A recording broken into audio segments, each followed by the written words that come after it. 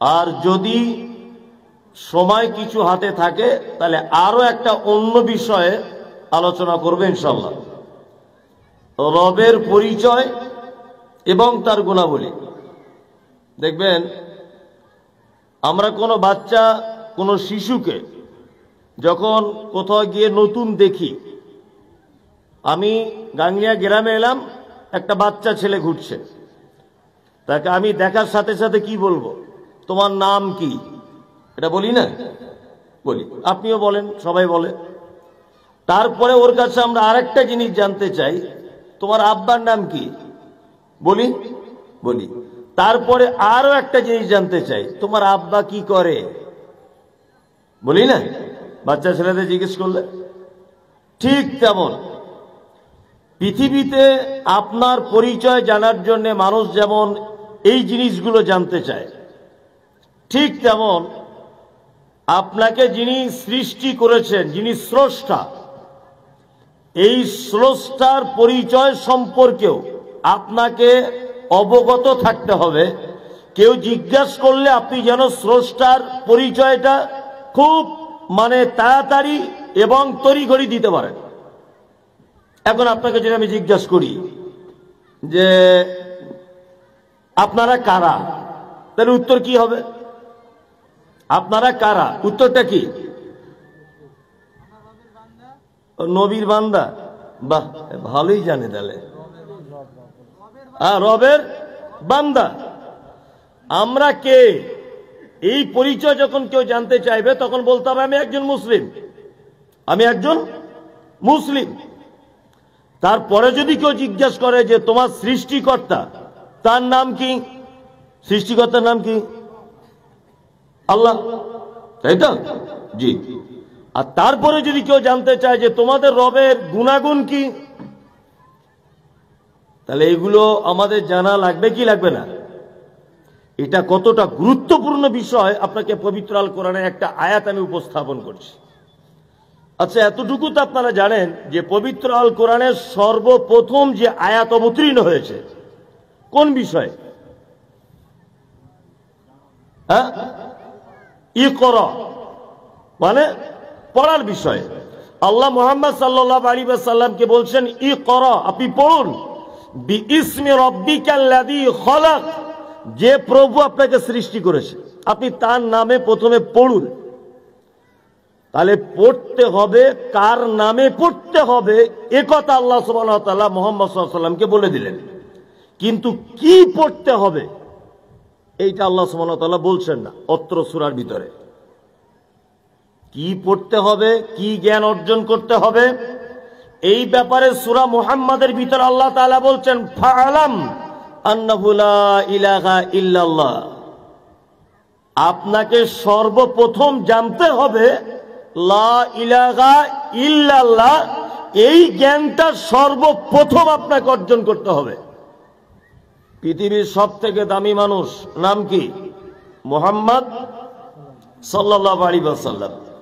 পৃথিবীর সবথেকে দামি মানুষকে আল্লাহ সুবহানাহু ওয়া তাআলা বলছেন ফাআলাম, আপনাকে জানতে হবে আন্নাহু লা ইলাহা ইল্লাল্লাহ। এই জ্ঞানটা প্রথমে আপনার জানতে হবে। ওই জন্য দেখবেন যারা মাদানী হয় বা মদিনা ইউনিভার্সিটিতে যারা পড়াশোনা করে আসেন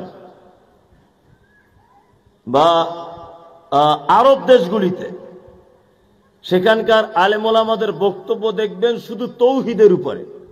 তৌহিদটা কি, এই বিষয়ের উপরে শুধুমাত্র আলোচনা, আর কোনো বিষয় আলোচনা নেই। আপনি এলাকায় যত মাদানী আসবে কোনো মিটিংয়ে বা কোনো জলসাতে, পার্শ্ববর্তী কোনো মাদ্রাসায় মাদানীদের কাছে যাবেন, ওনাদের সব থেকে বেশি যে বিষয়টা জ্ঞান সেটা হচ্ছে তাওহীদ, লা ইলাহা ইল্লাল্লাহ। আর আল্লাহ পৃথিবীর সব থেকে দামি মানুষ, সব থেকে জ্ঞানী মানুষকে পর্যন্ত বলছেন আপনাকে প্রথমে লা ইলাহা ইল্লাল্লাহ এই জ্ঞানটা অর্জন করতে হবে, তারপরে অন্যান্য জ্ঞান। তাহলে আমাদের লা ইলাহা ইল্লাল্লাহর জ্ঞান কার না নেই? এখানে সবাই জানি না লা ইলাহা ইল্লাল্লাহ, জানি না? তাহলে এটা বলার দরকার নেই, অবশ্য দরকার নেই তো। লা ইলাহা ইল্লাল্লাহ মানে আল্লাহ এক, আল্লাহ ছাড়া কোনো মাবুদ নেই। দেখুন এখনো আমাদের আল্লাহর পরিচয় সম্পর্কে আমাদের জ্ঞান নেই।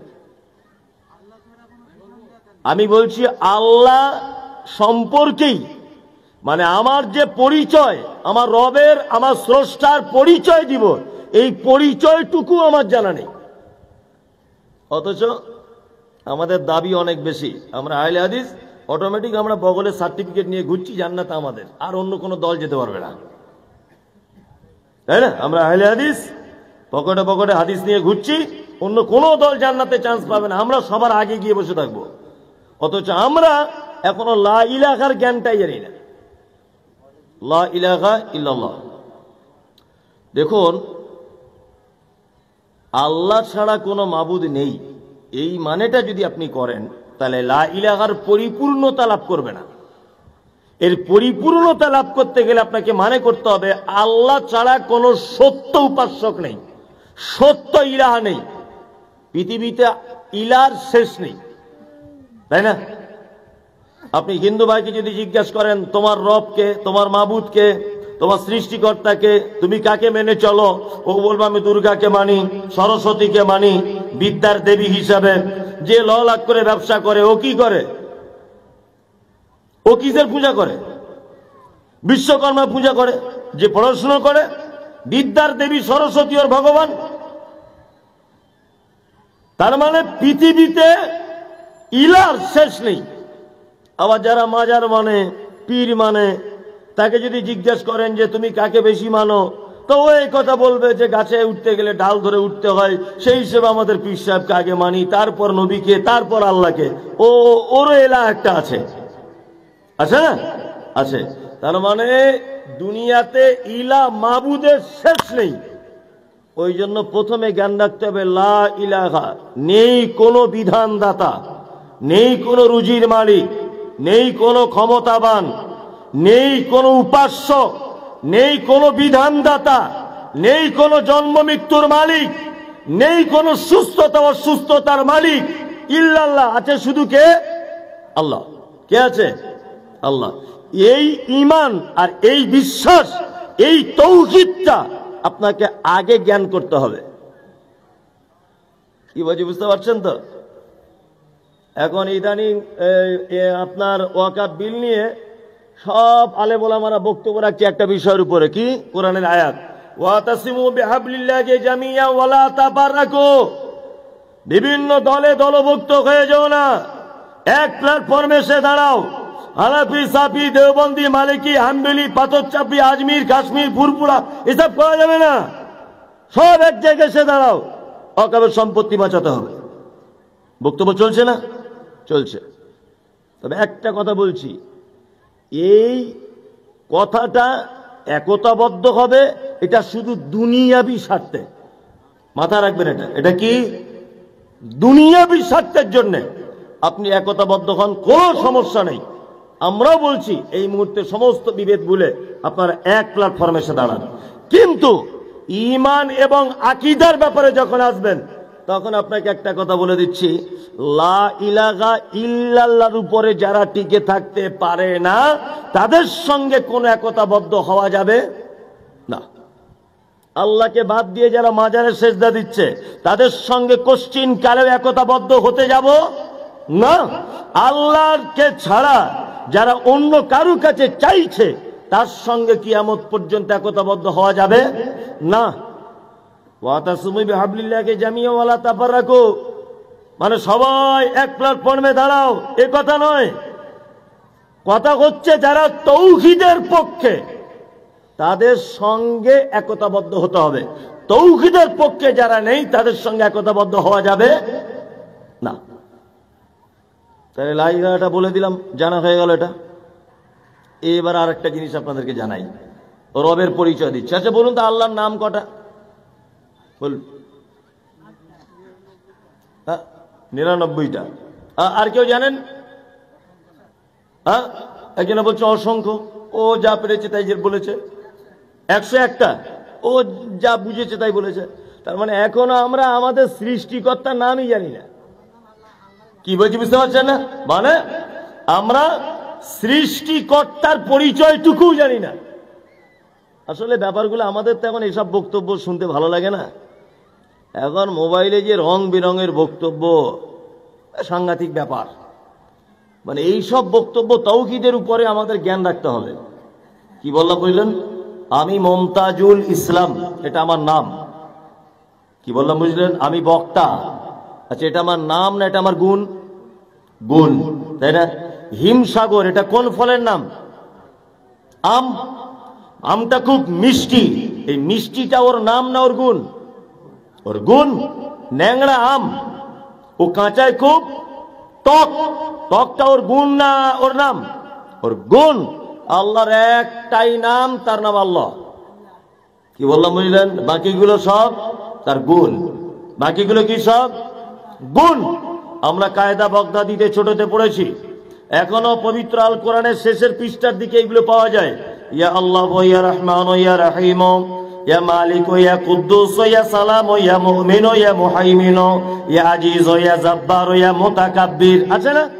আছে। এগুলো সব কি গুণ, আল্লাহর গুণ। মমতাজুল ইসলাম, এটা আমার নাম। আমি চোর, এটা আমার গুণ। আমি ডাকাত, এটা আমার গুণ। আমি ভালো, এটা আমার গুণ। আমি দাতা, এটা আমার গুণ। আমি মাস্টার, এটা আমার গুণ। আমি বক্তা, এটা আমার গুণ। আল্লাহর নাম একটাই, তার নাম আল্লাহ রহমান, তিনি দয়ালু, আজিজ ক্ষমতাবান, হাকিম প্রজ্ঞাময়, জ্ঞানের তার শেষ নাই, গফফার তিনি ক্ষমাশীল, অপরাধীকে ক্ষমা করেন। কি বললাম বুঝলেন না? এগুলো তার কি সব গুণ। এবার আর একটা কথা বলছি, কায়দা বাগদাদিতে ইয়া আল্লাহ ইয়া রহমান থেকে শুরু করে আর ৯৯টা পর্যন্ত ইয়া রব্ব, এটা আছে? নাই, খুঁজে দেখাতে পারবেন না। আল্লাহর একটা নাম আছে না রব? রব আছে না? নেই, আছে। রব কোথা থেকে এলো? আল্লাহু আকবার। এগুলো জানা দরকার আছে। আদম আলাইহিস সালামকে আল্লাহ তাআলা তৈরি করলেন, জান্নাতের ভিতরে রাখলেন। জান্নাতে রাখার পরেও জান্নাতের মতো জায়গা তো আদম সুস্থ নেই, উসপিস উসপিস করছে। তা আল্লাহ জিজ্ঞাসা করছে আদমকে, কি ব্যাপার, এই অবস্থা কেন? ইন্নাল্লাহ আলিমুম বিযাতিস সুদূর, আল্লাহ অন্তরের কথা জানে। মানে আল্লাহ বুঝতে পেরেছে ওর একটা বউ দরকার, বউ ছাড়াও ভালো থাকবে না। জান্নাতে ওকে একটা বউ দেওয়া হলো, হাওয়া আলাইহিস সালামকে, তাই না? আল্লাহ তাআলা জান্নাতের ভিতরে রাখলেন। রাখার পরে আল্লাহ বলছেন জান্নাতের সমস্ত কিছু তোমরা ভোগ করো। ওই যে গাছটা দেখতে পাচ্ছ, ওর সাইডে যাবে না, ওর ফল খাবে না। কি গাছ ছিল? গন্ধম। এটা একেবারে মিথ্যা কথা। গন্ধম বলে কোন গাছ এরকম হাদিস কোরআনে কোথাও উল্লেখ নেই। শুধু গাছ এতটুকুই। সেটা গমের গাছ হতে পারে, লাউয়ের গাছ হতে পারে, কদু হতে পারে, টমেটোর হতে পারে, বেগুনের হতে পারে, আপনার দেখা দরকার কি? যে কোনো গাছ। আল্লাহ বললেন যে তোমরা দুজনা জান্নাতের সবকিছু নিয়ামত ভোগ করো, কিন্তু এই ফল দুটো খেতে পাবে না। এখন জান্নাতের ভিতরে ছিল সঙ্গে কে? ইবলিস। আর ইবলিস তো আগেই আবা ওয়াস্তাকবারা ওয়া কানা মিনাল কাফিরিন, ও তো অবিশ্বাসীদের দলভুক্ত হয়ে গেছে আগেই, ইতিহাস আপনারা জানেন। এখন ইবলিসের কাজ যেটা, ইবলিস তখন হাওয়াকে আর আদমকে বলে, পাগল করে ফল খা। নিশ্চয় ফলে খুব মিষ্টি, ওই জন্য আল্লাহ তোরা বেশি খাবি মনে হয়, ওই জন্য মানা করে দিয়েছে। এক দু পিস খা, হালকা অসুবিধা নাই। শয়তানের যা কাজ, ওকে এখন ভুলিয়ে ভালিয়ে এদিক ওদিক করে ফল খাইয়ে দিয়েছে। আল্লাহ বলছে চল জান্নাত থেকে বেরিয়ে যা। তিনজনে জান্নাত থেকে বার হয়। আদম আলাইহিস সালামকে জান্নাত থেকে বার করলেন, বার করে রেখেছিলেন কোথায়? ফেলেছিলেন কোথায়? ভারতে।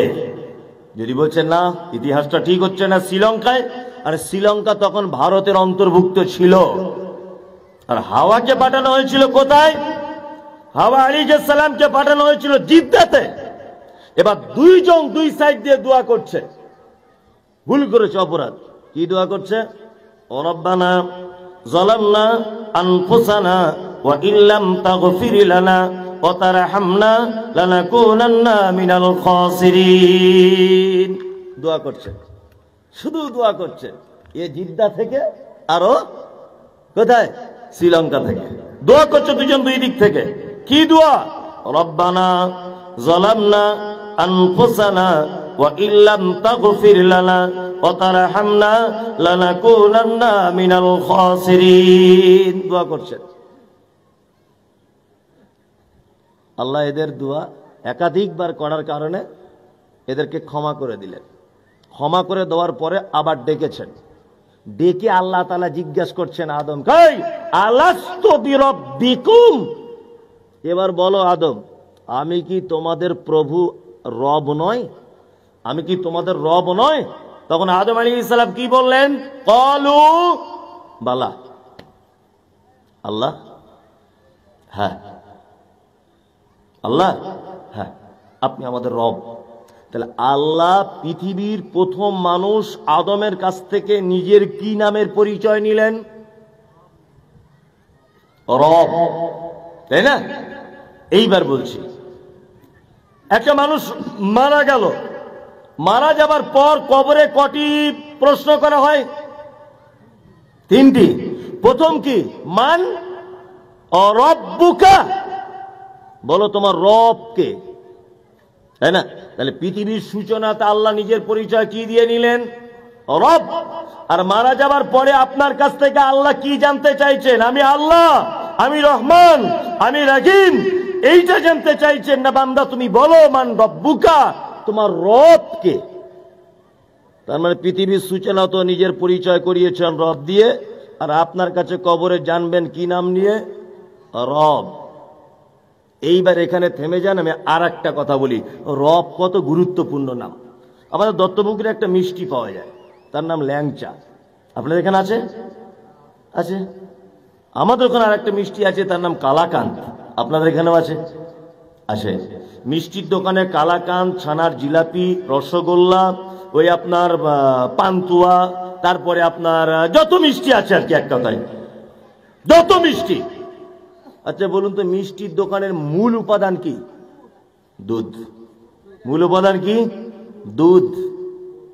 তার মানে মফিজুল ভাই এই যদি এখন অসুস্থ হয়ে যায়, তো ডাক্তার বলেছে তোমাকে প্রতিদিন দই খেতে হবে। আবার ডাক্তার তার পরের সপ্তাহে বলছে দই না খেতে পারেন তার 2 করে রসগোল্লা খাবেন। তার একটা ডাক্তারের কাছে ও গিয়ে বলছে রসগোল্লা চলবে না, কালাকান্দ খাবেন। আরেকজন ডাক্তার বলছে ছানার জিলাপি খাবেন। ও যদি সব বাদ দিয়ে শুধু প্রতিদিন 1 পাই করে দুধ খায়, তাহলে বলুন তো সমস্ত ভিটামিন দুধের ভিতরে আছে না নেই? আছে। ঠিক তেমন আল্লাহর নাম একটা রব, এটা এমন একটা গুণবাচক নাম যে আল্লাহর যত গুণ আছে এই একটা নাম দিয়ে ডাকলেই সমস্ত গুণ রবের ভিতরে আসে। আল্লাহু আকবার। তার একটা জ্বলন্ত প্রমাণ বলি, তাহলে পৃথিবীর সূচনাতে আল্লাহ নিজের পরিচয় দিলেন কি দিয়ে? রব। আর কবরে রব, তাই তো? এইবার বলছি, বান্দা আর আল্লাহর মাঝখানে মিডিয়া সব থেকে বড় ইবাদত কি? নামাজ, সালাত, তাই না? সালাত হচ্ছে সব থেকে বড় মিডিয়া, যে মিডিয়ার মাধ্যমে আল্লাহর সঙ্গে ডাইরেক্ট যোগাযোগ করা যায়। ওই জন্য পবিত্র আল কোরআনের শব্দ এসেছে অসজুদ ওয়াক্তারিব। বান্দা যখন সেজদা দেয় তখন আল্লাহ এত নিকটে চলে আসে, মুহাদ্দিসিনগণ বলছেন একটা কাঁধ আর কানের লতি, এই দুটোর যতটা ডিফারেন্স তার থেকেও কাছে চলে আসে। এবার একটা মজার কথা বলি, আল্লাহকে আল্লাহ বললে বেশি খুশি হয়, রহমান বললে বেশি খুশি হয়, রহিম বললে বেশি খুশি হয়, কি নামে ডাকলে বেশি খুশি হয়? আল্লাহকে। এটা জানা লাগবে কি লাগবে না? লাগবে। নামাজ শুরু করলেন আপনি, আল্লাহু আকবার, এই চুপ করো, আল্লাহু আকবার, নামাজ শুরু হলো, আলহামদুলিল্লাহি রাব্বিল আলামিন। প্রথম আয়াতে আল্লাহ বলছেন রব্বিল আলামিন। প্রথম আয়াতে আল্লাহ নিজের নাম ব্যবহার করছেন রব। সূরা শেষ হয়ে গেল, আল্লাহু আকবার বলে আপনি রুকুতে গেলেন, একটা দোয়া বলা লাগবে, সুবহানা রাব্বিয়াল আযীম। এইখানেও দেখুন রব, আপনি রুকু থেকে উঠে গেলেন, সামি আল্লাহু লিমান হামিদা, এখানে একটা দোয়া বলা লাগবে, রব্বানা লাকাল হামদ। এইখানেও দেখুন রব, আপনি সিজদায় চলে যাবেন, ওইখানে গিয়ে দোয়া বলতে হবে, সুবহানা রাব্বিয়াল আলা। এইখানেও দেখুন রব, সালাম ফিরিয়ে দিলেন, সালাম ফিরানোর পরে পবিত্র আল কোরআনে যতটা আল্লাহ বান্দাকে দোয়া শিখিয়েছেন, প্রত্যেক দোয়াতে আল্লাহ নিজের নামের ব্যাপারে বলেছেন, ও রব্বানা আতিনা ফিদ দুনিয়া, ও রব্বানা যালামনা আনফুসানা, রব্বানা লা তুযিগ কুলুবানা, ও রব্বানা হাব লানা রব্বি হাবলি মিনাস সালিহিন। এক কথাতে আপনার টাকার দরকার, পয়সার দরকার, অসুস্থতা থেকে সুস্থতা লাভ করবেন, বাচ্চা কাচ্চা হয় না, নামাজের পরে একা একা আল্লাহর কাছে কিছু চাইবেন। পবিত্র আল কোরআনের যত জায়গা দোয়া করার কথা এসেছে, আল্লাহ বান্দাকে শিখিয়ে দিয়েছে, রব্বানা যালামনা আনফুসানা, রব্বানা আতিনা ফিদ দুনিয়া, রব্বানা লা তুযিগ কুলুবানা, রব্বি হাবলি মিনাস সালিহিন। তার মানে আল্লাহ বলছে, বান্দারে তোর যত রকমের অভিযোগ আছে, আমাকে আল্লাহ বলে ডাকলে যতটা আমি আনন্দ পাই, সব থেকে বেশি আনন্দ পাই আমাকে রব বলে ডাকলে বেশি আমি আল্লাহ খুশি হই। রব বলে ডাক, রব। তাহলে আল্লাহকে সব থেকে বেশি কি নামে ডাকলে খুশি হয়? রব, তাই না? খুব সহজে বোঝানোর চেষ্টা করলাম। এবার একটা মজার কথা বলি। আচ্ছা, এখন হঠাৎ করে আমরা অনেক সময় আল্লাহকে ডাকি, ডাকি না? ডাকি। দেখবেন কারোর টাকার দরকার, আল্লাহকে ডাকছে। কারোর বাচ্চা কাচ্চা হয় না, সে আল্লাহকে ডাকছে, তাই না? আর কিছু মানুষ বিরক্ত হয়ে বলছে, ধত নামাজ পড়া ছেড়েই দিলাম। কেন? বলছে দোয়া করে কবুলই হয় না। ভাই তুমি রোজা করছো না কেন? বলছে আগে খুব করেছি, কিন্তু আমার জীবনে বড় দুঃখ যে আল্লাহ আমার কথা শোনেই না। কি বলছি বুঝতে পারছেন? আসলে আল্লাহকে ডাকারও তো একটা ক্যাপাসিটি লাগে। এখন এই মাইকটা হঠাৎ করে খারাপ, মাইকটা কি হঠাৎ করে খারাপ। ওই লোকটা স্কুল মাস্টার, তোকে যদি এখন ডাকি, ভাই আপনি এখানে আসুন তো, একটা স্কুল মাস্টার এখানে এসে মাইকের সমস্যার সমাধান করতে পারবে? পারবে? পারবে না। আচ্ছা, ডাক্তারকে যদি ডাকি, এ ডাক্তার ভাই আপনি আসুন, মাইক খারাপ, ও কাজ করতে পারবে? পারবে না। কিন্তু একটা লোক ছেঁড়া লুঙ্গি পরে দাঁড়িয়ে আছে, কিন্তু ওকে যদি বলি ভাই তুমি একটু এসো তো, কিন্তু মাইকের কাজ জানে, তাহলে ও আসলে এটা উপকার হবে কি হবে না? হবে। তার মানে যে কাজের জন্য যাকে ডাকা দরকার তাকেই ডাকতে হবে, অন্য কাউকে ডাকলে চলবে না। এইবার আপনাকে একটা কথা বলি, পবিত্র আল কোরআন আল্লাহ সুবহানাহু ওয়া তাআলা এত সুন্দর করে বুঝিয়েছেন। উনি বলছেন, ওয়ালিল্লাহিল আসমাউল হুসনা ফাদউ বিহা। বান্দা আমাকে যখন ডাকবে তখন আমার গুণবাচক নাম দিয়ে আমাকে ডাকো। সংসার চলছে না, ব্যবসায় বরকত নেই, ব্যবসায় লস হচ্ছে, সংসার চলছে না। কি বললাম বুঝলেন? আল্লাহ 99টা গুণ কেন নাম রাখা হলো এবার আপনাকে বলছি। আল্লাহ বললেই যে যথেষ্ট ছিল, তা 99টা গুণ কেন নাম ডাকা হলো 99টা, এটা আপনাকে জানিয়ে দিচ্ছি। এক আপনাকে জেনে নিতে হবে, আপনার রুজির দরকার, টাকা পয়সার দরকার। আপনি দোয়া করছেন, আল্লাহ আমার টাকা নাই, টাকা দাও, ব্যবসায় বরকত দাও। জীবনে দোয়া কবুল হবে না, কখনো কবুল হবে না। দোয়া করার পদ্ধতি জানতে হবে। আপনার টাকার দরকার, আপনি বলছেন আল্লাহ আমার টাকা দাও, কখনোই নয়। এখানে বলতে হবে, হে রাজ্জাক, হে রুজির মালিক, তুমি রুজির ব্যবস্থা করে দাও। পাপ করেছেন অনেক, অনেক পাপ আপনার জীবনে, পাপের শেষ নেই। আপনি দোয়া করছেন আল্লাহ আমার পাপ ক্ষমা করে দাও, কবুল হবে না। কি দোয়া করতে হবে? ইয়া গফফার, হে চরম ক্ষমাশীল, তুমি আমাকে ক্ষমা করে দাও। হে ক্ষমাশীল, তুমি আমাকে ক্ষমা করো। সংসারে অশান্তি হচ্ছে, আপনি দোয়া করছেন আল্লাহ আমার সংসারে একটু শান্তি দাও, শান্তি আসবে না। কি বলতে হবে? ইয়া রহমান, হে দয়ালু, তুমি আমার সংসারের উপর একটু দয়া করো। কি বুঝতে পারছেন না? তার মানে আপনার যখন যে প্রয়োজন হবে সেই রকম গুণবাচক নাম দিয়ে আল্লাহকে ডাকতে হবে। কি বুঝতে পারছেন? সব যদি আল্লাহ দিয়ে মিটে যেত, তাহলে ইয়া রহমান, ইয়া রহিম, ইয়া মালিক, ইয়া কুদ্দুস, ইয়া সালাম, ইয়া মুমিন, ইয়া ওয়াহাব, ইয়া কাহার এসব থাকতো না। আমাদের অধিকাংশ মানুষের দোয়া কবুল হয় না, তার একটা কারণ, রুজির যখন দরকার হবে আল্লাহকে বলতে হবে, ইয়া রাজ্জাক, হে রুজির মালিক, তুমি আমার রুজির ব্যবস্থা করো। কি বললাম বুঝলেন না? তাহলে আল্লাহকে ডাকার ব্যাপারেও আমাদের অজানা ছিল, কি ছিল না? ছিল। তাহলে এবার থেকে এইরকম গুণবাচক নামগুলো ধরে ডাকতে হবে। তাহলে মৌলভী সাহেব, আমার তো গুণবাচক নাম একটা মুখস্থ নাই, তাহলে কি করব? তাহলে গাংনিয়া জামিয়া আজহারিয়াতে ভর্তি হতে হবে।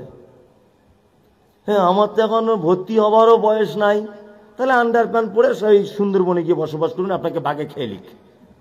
বেঁচে থেকে কি করবেন ফালতু? কি বলছি বুঝতে পারছেন না? আর যে জাতি তার স্রষ্টার নাম সম্পর্কে অবগত নয়, যে জাতি তার সৃষ্টিকর্তার ব্যাপারে পরিচয় রাখে না, ও জাতির বেঁচে থেকে লাভ নেই, এটা আমি মনে করছি। কি বলছি বুঝতে পারছেন? আল্লাহ, রবের পরিচয়, রবের নাম কিভাবে ডাকতে হবে, এগুলো আমি কোরআনে আয়াত দিয়ে বললাম, তাই তো? তাহলে এবারে এতটুকু হলো, ছেলে তোমার বাপের নাম কি, এইটা হলো। ওই ছেলেটাকে আমরা কি জিজ্ঞেস করি গ্রামে গিয়ে নতুন বাচ্চাকে দেখলে, তোমার আব্বা কি করে? এইবার ওই আব্বা কি করে এটা বলবো যে আমাদের রবের পরিচয় পেলেন, এবার রবের গুণ কি, তার গুণ কি কি আছে, এগুলো একটু আধটু জ্ঞান রাখতে হবে, কি হবে না? জ্ঞান রাখতে হবে। এক, মুহাম্মদ সাল্লাল্লাহু আলাইহি ওয়াসাল্লামকে আল্লাহ তাআলা বলছেন, কুল হুয়াল্লাহু আহাদ, নবী আপনি বলুন আল্লাহ কি, আল্লাহ এক। জি না, ভুল। যদি বলছেন সবই ভুল, আপনার সব ঠিক। আরে আমি সোশ্যাল মিডিয়াতে বক্তব্য রাখি, এখানে তো আজকে এ বছরে যত জলসা করেছি, আজকে সব থেকে শ্রোতা কম। কি বললাম বুঝতে পারছেন তো? এখন হাজার হাজার শ্রোতার সামনে বক্তব্য রেখে আসছে, আর সোশ্যাল মিডিয়াতে লাখ লাখ ভিউ আমাদের বক্তব্য, লক্ষ লক্ষ, এক এক দিন কোন কোন বক্তব্যে এক এক মিলিয়ন চলে, মানে 10 লক্ষ পর্যন্ত লোক দেখে। তার মানে আমি যে কথাটা সোশ্যাল মিডিয়াতে বলছি, ভাববেন যে আমি কম তদন্ত করে তবে বলছি না। মাদ্রাসার যারা ছাত্র আছে আর এখানে শিক্ষকরা আছে, কুল হুয়াল্লাহু আহাদ, নবী আপনি বলুন আল্লাহ এক, এই মানে করা যাবে না। অথচ বাংলা কোরআন মাজিদে দেখবেন এইগুলোই লেখা আছে। তাহলে মানে কি করতে হবে? একটা কথা বলে দিই, আমরা জানি সকলেই যে আরবিতে 1 2 3 4 5 6 7 8 9 10 এরকম আছে না? বাংলায় এগুলো, ইংরেজিতে 1 2 3 4 5 6 7 8 হাবি যাবে অনেক কিছু, তাই তো? ঠিক তেমন আরবিতে এই 1 2 এর এগুলো আছে না নেই? হ্যাঁ, তাহলে আরবিতে এককে কি বলে? কারো জানা আছে এখানে আরবিতে এককে কি বলে? কে বলছে? আপনি আপনি তো ভালোই জানেন আলহামদুলিল্লাহ। ওয়াহেদ, ওয়াহেদ মানে এক, ইসনা 2, সালাসা 3, আরবা 4, খামসা 5, ঠিক যেমন 1 2 3 4 5। তাহলে আপনি কি বললেন? ওয়াহেদ মানে এক। তাহলে আমি এখানে আল্লাহ কোরআনে কি বলছেন? কুল হুয়াল্লাহু ওয়াহেদ না আহাদ? কুল হুয়াল্লাহু আহাদ না ওয়াহেদ? আহাদ। তা ওয়াহেদ মানে আপনি বলছেন এক, তাহলে আহাদ মানে এক হলো কি করে? দুটো তো আসমান জমিন ডিফারেন্স। আর অরিজিনালি কিন্তু ওয়াহেদ মানে এক। ওয়াহেদ মানে এক না? এই তো হেড মাওলানা আছে, ওয়াহেদ মানে এক। আল্লাহ শব্দ ব্যবহার করেছেন পবিত্র আল কোরআনে। ওই জন্য আমি একটা কথা অবাক হই, যে সারা পৃথিবী ইহুদি খ্রিস্টানেরও আজও 2024-25 পর্যন্ত তদন্ত চালিয়ে যাচ্ছে যে কোরআনের ব্যাকরণের দিক দিয়ে, কোরআনের অর্থের দিক দিয়ে, কোরআনের শব্দ চয়নের ক্ষেত্রে কোরআনের কোন সেন্টেন্সকে উল্টো পাল্টা করা যায় কিনা তদন্ত চালিয়েই যাচ্ছে। পৃথিবীর সমস্ত জ্ঞানী ব্যর্থ, এর পরিবর্তন করা যাবে না। আপনি বলছেন ওয়াহেদ মানে এক, আর আল্লাহ শব্দ ব্যবহার করছে কুল হুয়াল্লাহু আহাদ। আহাদ আর ওয়াহেদের ডিফারেন্স বলছি। এক, ওয়াহেদ উনি যেটা বলছেন ওয়াহেদ, ওয়াহেদ মানে এক। এই একটা কেমন? আমার দিকে ফিরুন। ধরে নেন আমি একটা এক লিখলাম এখানে, এক, তারপরে একটা শূন্য দিলাম, কত হলো? 10। 10টা যখন বলছেন তখন এক আর থাকলো, এক উচ্চারণটা থাকলো, থাকলো না তো? এর নাম ওয়াহেদ। তার মানে ওয়াহেদ হচ্ছে সেই এক যে এক কখনো কখনো পরিবর্তন হয়ে যায়। আমি এখানে এক লিখলাম, পাশে 5 লিখে দিলাম, কত হলো? 15। তাহলে 15 বলার সময় আর এক উচ্চারণ হচ্ছে না। তার মানে এইটার নাম হচ্ছে ওয়াহিদ। ওয়াহিদ এমন এক যে এক সময়ের পরিবর্তনে নিজের অস্তিত্ব টিকিয়ে রাখতে পারে না, এর নাম ওয়াহিদ। আহাদ, আহাদ মানে একক। আহাদ মানে কি? একক। আল্লাহ এক, এ কথা বলবেন না, বলতে হবে আল্লাহ একক। একক হচ্ছে সেই এক যে এক সারা পৃথিবী টলমল হয়ে গেল, এক কোনোদিন 2 হবে না, এক কোনোদিন 12 হবে না, এক কোনোদিন 10 হবে না, একই থাকবে, এর নাম একক। বুঝাতে পেরেছি? ওয়াহিদ মানে তাহলে আহাদ মানে কি? একক, আর ওয়াহিদ মানে এক। তার মানে আপনাকে যদি কেউ জিজ্ঞেস করে আল্লাহ কজন, আপনি কি বলবেন? একজন, এইটা বললাম, একক। আল্লাহ কতজন? একক। এমন একক যে জীবনে আর কোনোদিন 2 হবা, 3 হবা, 4 হবা সম্ভব না। তাই একটা সুন্দর একটা জিনিস জানা হয়ে গেল। তাহলে এখানে মানে করবেন কুল হুয়াল্লাহু আহাদ। নবী আপনি বলুন আল্লাহ একক, আল্লাহুস সামাদ, আল্লাহ বেনিয়াজ। আল্লাহ কারো উপরে নির্ভরশীল নন, কারো মুখাপেক্ষী নন। আমার যে গাড়ি চালায়, আমি কোটি কোটি কোটি কোটি টাকারও যদি মালিক হই, তাহলে আমি এখানে আসার পিছনে আমার ওই গাড়ির চালকের অবদান আছে, আমি ওর মুখাপেক্ষী। কি বললাম বুঝলেন? আমি আসার সময়তে আমার খিদে পেয়ে গিয়েছিল, আমি রাস্তাতে আমি টিফিন খেতে নামলাম, আমি যে টিফিনটা খেয়েছি একটা দোকানদারের উপরে আমি নির্ভরশীল। তার মানে পৃথিবীতে এমন কোন মানুষ নেই যে মানুষ বা যে সৃষ্টি অপরের মুখাপেক্ষী নয়। কি বললাম বুঝলেন?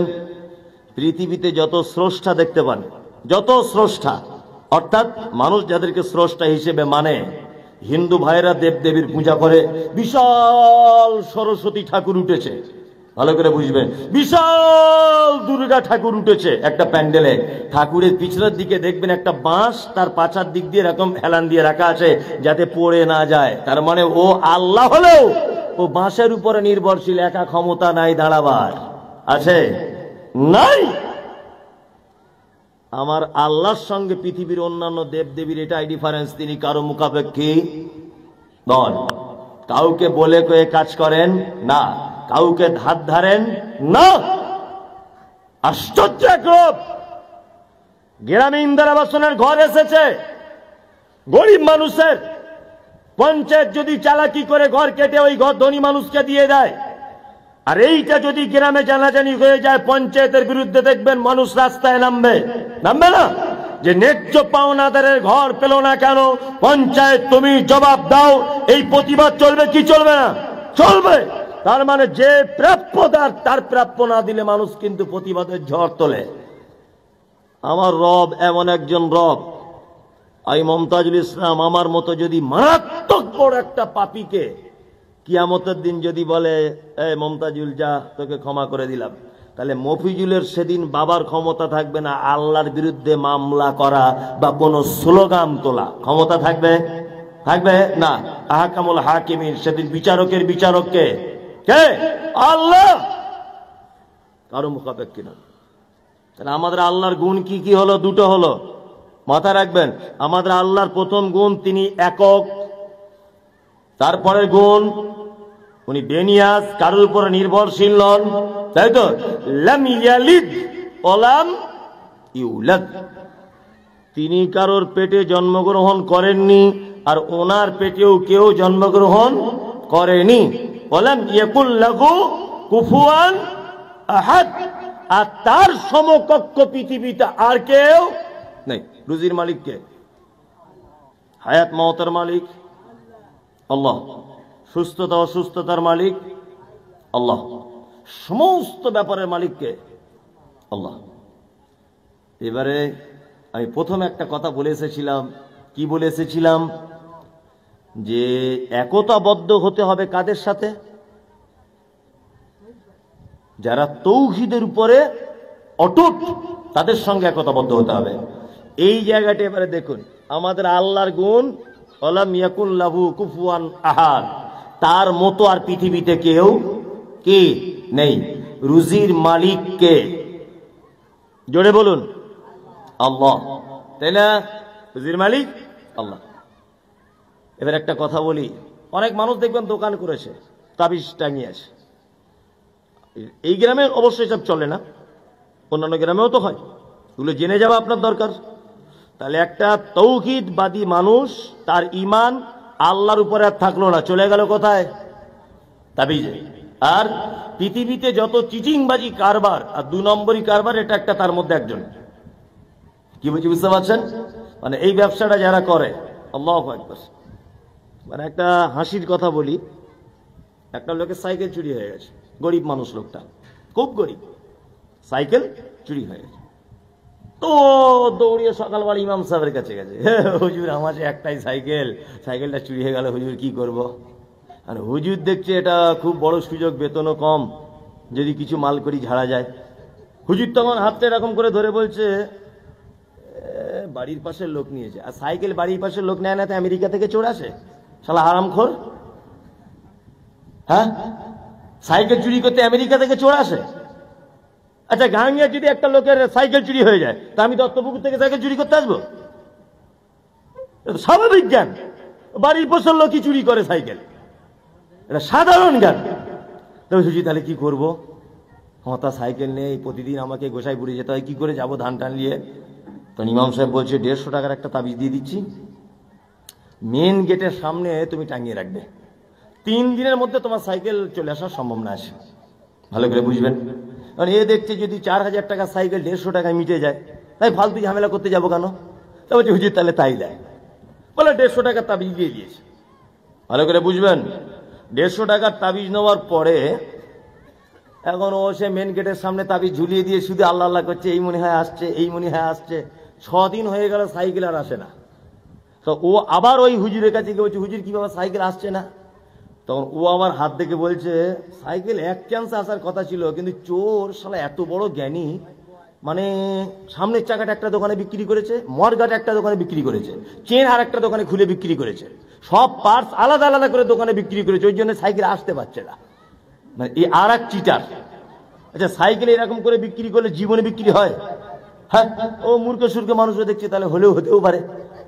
ঠিক আছে হুজুর তাহলে আসবে না? বলছে না, আর আসবে না। তবে আর একটা রিস্ক নিচ্ছি আমি। বলে কি রিস্ক? কি দিল? রিস্ক দিয়েছে না আয়াতুল কুরসিটা লিখে দিয়েছে, লিখে বলছে বাড়ির এক সাইডের দিকে টাঙিয়ে দেন, কাজ হলে হতে পারে। মুহাম্মদ সাল্লাল্লাহু আলাইহি ওয়াসাল্লামের হাদিস, তুমি যখন শুতে যাবে বিছানায় আলো নিভিয়ে দাও। যখন বিছানায় শুতে যাবে তখন তুমি কুল আউযু বিরাব্বিন নাস, কুল আউযু বিরাব্বিল ফালাক এটা তেলাওয়াত করো। আল্লাহ রাসূল বলেছেন ডান করোটে শোও। ঘুমের ঘরে যদি তুমি কোনো খারাপ স্বপ্ন যদি দেখো, করার পরিবর্তন করো, আর 3 বার থু থু করে তুমি হাতটাকে ছেড়ে দাও। একটা দোয়া বলো, আউযু বিল্লাহি মিনাশ শাইতানির রাজিম, করার পরিবর্তন করে আবার ঘুমাও। আল্লাহ রাসূল বলেছেন ঘুমানোর সময় দোয়া বলে ঘুমাও, আল্লাহুম্মা বিইসমিকা আমুতু ওয়া আহইয়া। ঘুম ভেঙে গেল, ঘুম থেকে উঠবেন আলহামদুলিল্লাহিল্লাযী আহইয়ানা বা'দামা ওয়া আমাতানা ওয়া ইলাইহিন নুশুর, এই দোয়াটা বলে ওঠো। তবে শোনো, আল্লাহ রাসূল বলছেন যে তুমি ঘুম থেকে ওঠার পরে তুমি ভাত খেতে পাবে না, থালাতে হাত দিতে পাবে না, পানির পাত্রে হাত দিতে পাবে না। কোনো জিনিস হাত দেওয়ার আগে হাতটা কবজি পর্যন্ত ভালো করে ধুয়ে নাও। কারণ আল্লাহ রাসূল বলছেন তোমার হাত রাতের বেলা কোথায় যে চলেছে এটা তো তুমি জানো না। জানো? জানো না। হয়তো এমন কোথাও চুলকে দিয়েছেন আপনি, এরকম হতেও পারে নোংরা জায়গায়। তাহলে হাত আপনাকে এই পর্যন্ত ধুয়ে নিতে হবে, তারপরে কোনো জিনিসে হাত দেবেন। এইবারে আপনার মাঠে 3 বিঘা জমি ধান পেকে আছে, ঝাড়া ধান বস্তার ভিতরে রাখা আছে। আপনার বাইরে গোয়াল ঘর 2টো গরু কুরবানিতে বিক্রি করবেন রাখা আছে, চুরি হয়ে যাবার সম্ভাবনা আছে। বাড়িতে সাইকেল আছে, একটা রাখার জায়গা নেই, বাইরের দিকে রাখেন। আল্লাহ রাসূল তিনি বলেছেন, তুমি যদি সবার সময়তে এই দোয়াটা বলো, আল্লাহু লা ইলাহা ইল্লা হুয়াল হাইয়ুল কাইয়্যুম লা তাখুযুহু সিনাতুন ওয়ালা নাওম লাহু মা ফিস সামাওয়াতি ওয়া মা ফিল আরদ, শেষ পর্যন্ত আয়াতুল কুরসিটা তুমি পড়ো, হাতে ফুঁক দাও, তোমার হাত যত দূর যায় তুমি তত দূর বুলিয়ে নাও, তাহলে তোমার ধান, তোমার গরু, তোমার সাইকেল, তোমার টাকা পয়সা, তোমার গয়নাগাটি, তোমার গাছের আম, তোমার গাছের পেয়ারা সারা রাত চৌকি দিবেন এবং জিম্মাদারিতে থাকবেন আল্লাহ। কে চৌকি দিবে? হ্যাঁ, আল্লাহ। চৌকি দিবে কে? আল্লাহ। তাহলে হুজুর যদি এতটুকু কথা বলে দিত যে ভাই সাইকেল চুরি হয়ে গেছে, ঠিক আছে আয়াতুল কুরসিটা দেখিয়ে দিচ্ছি, 126টা অক্ষর আছে আয়াতুল কুরসিতে। কটা? 126টা অক্ষর। আর কোরআনে প্রত্যেক অক্ষরে কটা করে নাকি? 10টা। 126টা, 26টা বাদ দিয়ে দেন, 226টা ভুল বললাম। তাহলে 200টা আপনি রাউন্ড ফিগারে ধরুন, 200টা যদি প্রত্যেক অক্ষরে 10টা করে নেকি হয়, তাহলে কটা করে হলো নাকি? 2000 নাকি কত? প্রত্যেক অক্ষরে যদি 10টা করে হয়, তাহলে 100টায় কটা হচ্ছে? হিসাব করে বাড়িতে গিয়ে দেখে নেবেন কত নেকি থেকে আপনার হাফেজ সাহেব, আপনার হুজুর আপনাকে বঞ্চিত করে দিয়েছে। এক, উনি যদি এ কথাটাও বলে দিতেন আয়াতুল কুরসি কোরআনের এই জায়গাটা আছে, তুমি একটু মুখস্থ করে পড়ে গোটা শরীরে ফুঁক দিয়ে তুমি শুয়ে পড়ো, মানে সারা দুনিয়াটা মানুষ তৌহিদের বিপক্ষে। মানুষ কি তৌহিদের বেলাতে কাউকে খুঁজে দেখতে পাওয়া যায় না। আল্লাহর যে ক্ষমতা আছে এই ক্ষমতা অন্য কারো নেই। আছে? আছে। রুজির মালিক আল্লাহ, হায়াত মাউতের মালিক আল্লাহ, খাইরিহি ওয়া শাররিহি মিনাল্লাহি তাআলা, ভালো মন্দ যা কিছু হয় সমস্ত কিছুর মালিক কে? আল্লাহ। ওই জন্য প্রথমে বলে দিয়েছি যে তৌহিদের পক্ষে যারা নেই তাদের সঙ্গে কোনো আপোষ করা যাবে না, কোনো আপোষ করা যাবে না। তবে একটা কথা বলে দিচ্ছি, ক্ষমতা 2-4 দিনের জন্য কিছু মানুষের থাকতে পারে, তবে এ ক্ষমতা বেশি দিন টিকে থাকে না, বেশি দিন টিকে থাকে না। আল্লাহু আকবার। ছোট্ট একটি বিষয়ের উপরে আপনাদেরকে অনেকক্ষণ যাবৎ আমি ভাবালাম, এবার আমি আর একটা ছোট্ট বিষয়ের উপরে আলোচনা করব ইনশাআল্লাহ। আমি আগেই বলেছিলাম, সেটা কি? সেটা হচ্ছে যে মানুষ যত পাপ করে, যত পাপ, আচ্ছা বলুন তো কোন ইবাদতের মাধ্যমে আল্লাহ সুবহানাহু ওয়া তাআলা মানুষের পাপ ক্ষমা করেন? বলুন, জানা আছে? রাতের অন্ধকারে তাহাজ্জুদের নামাজ। উনি যেটা জেনেছেন সেটা বলেছেন, আর যদি উনি ভুল বলেন তাহলে সঠিকটা জেনে যাবে, তাই না? আপনাকে আমি আর একটা পার্টে আলোচনা করছি, আমি বলেছি দুটো পার্টে, এইটা একটা পার্ট শুরু করছি। এক, দুপুরবেলাতে আপনার স্ত্রীর সঙ্গে আপনার ঝামেলা হয়েছে, দুপুরবেলা, মায়েরা ভালো করে শুনবেন, তা ঝামেলা করতে করতে করতে করতে আপনার বউকে বলছেন আল্লাহর কসম জীবনে তোর বাপের বাড়ি যাব না। অনেক লোক আছে না ঝগড়া করতে করতে বলে দেয় না, দুপুরবেলা আল্লাহর কসম দিয়ে দিল, রাতের বেলা এক জায়গাতে ছিল, আবার একটু স্বাভাবিক হয়ে গেছে, সকালবেলা উঠে বলছে সাবিনা এক কাজ কর, মোটর সাইকেলটা বার করি, চল তোর মায়ের বাড়ি থেকে ঘুরে আসি। তার আগের দিন দুপুরবেলা কি বলেছিল? আল্লাহর কসম তোর বাপের বাড়ি যাব না। তারপরের দিন আবার কসম রাখতে পারলো না, বাপের বাড়ি চলে গেল। আচ্ছা বলুন, এই যে কসম রাখতে পারলো না, এর জরিমানা আছে না নেই? আছে। কি জরিমানা জানা আছে? কসম ভঙ্গ করা জরিমানা জানা নেই, এসব জানার দরকারও নেই। এক, 10 জন মিসকিনকে খেতে দিতে হবে কসম যদি রক্ষা করতে না পারেন। 2, 10 জন মিসকিনকে যদি খেতে দিতে না পারেন 3টা রোজা রাখতে হবে, তারপরে কসমের এই কাফারা বা এই জরিমানা আদায় হবে। এগুলো জেনে রাখুন। নাম্বার 2, আপনারা অনেক মানুষ হজ করার নিয়ত করেছেন, এখানে কেউ হাজী সাহেব আছেন? আমি একটা ছোট্ট কথা বলবো, কেউ আছেন এখানে? নেই। আর যাবার নিয়ত কারো আছে যে আমি নিয়ত করেছি 2-1 বছরের মধ্যে যাব? কেউ নেই। একটা দামি কথা বলবো, আরে ও পাগল হলেও তো হাতটা তুলেছে, মানে আপনারা নিয়ত করেননি, এটাও একটা ভালো গুণ অবশ্য যে নিয়ত নেই। আর অন্তত হাতটা তুলে বলুন আমার নিয়ত আছে আমি যাব। আল্লাহ তো এই ভালো কাজে অংশগ্রহণ করলে আল্লাহ নিয়ত পূরণ করে দিতে পারে। যারা আগামী দিনে যাবেন হজ করতে বা হজের নিয়ত করেছেন, আপনাদের জন্য একটা ছোট্ট মাসালা বলে দিই, জেনে রাখলে আপনার জীবনে অনেক কল্যাণ হবে। এক, হজ করতে গিয়ে আপনারা জানেন ন্যাড়া হতে হয় না? ন্যাড়া হতে, হাজি সাহেবরা বাড়ি আসে যখন দেখবেন ন্যাড়া হয়ে বাড়ি আসে, আছে না? আপনি এখন ন্যাড়া হতে ভুলে গিয়েছেন কোনো কারণে, সাফা মারুয়া সাই করতে হয়, কোনো কারণে ভুলে গেছেন। কি বললাম বুঝলেন? কোন একটা কারণে। আচ্ছা বলুন তো, হজের কোন রুকুন যদি ছুটে যায়, এর জরিমানা আছে না নেই?